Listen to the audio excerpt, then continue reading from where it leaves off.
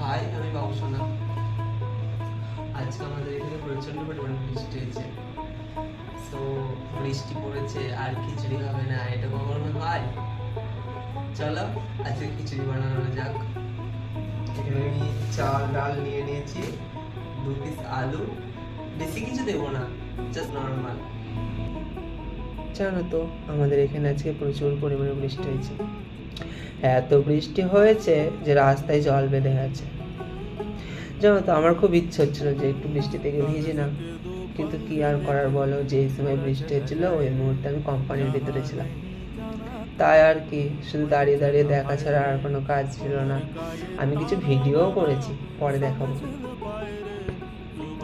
সে যাই হোক, বৃষ্টি দেখে আমার মন তো একেবারে খিচুড়ির পানে টানছে, মন টানছে, আর আমি খিচুড়ি বানিয়ে খাবো না, এটা কখনো হয়? জানো তো আমি জাস্ট নর্মাল খিচুড়ি বানিয়েছিলাম, কোনো সবজি অ্যাড করিনি। আর আমি প্রেসার কুকারে চাল আলু আর ডালটা ভাবিয়ে নিয়েছিলাম যাতে একটু তাড়াতাড়ি হয়।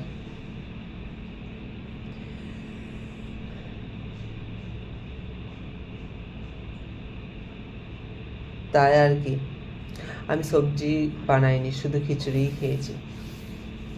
জানো তো আমি খিচুড়িতে ঘি অ্যাড করেছি, এমনি অ্যাড হয় বাট আমার কাছে ঘিটা একটু স্পেশাল, আমার বাড়ির গাওয়া ঘি।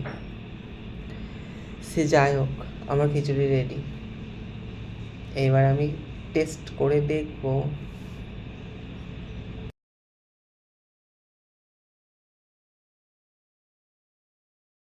খিচুড়ি আমার কমপ্লিট, এবার এটা টেস্ট করার পালা।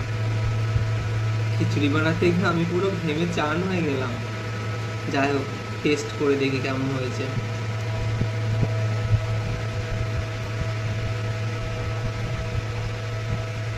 খুব একটা খারাপ হয়নি, বাট খাওয়া যাবে, ভালোই হয়েছে।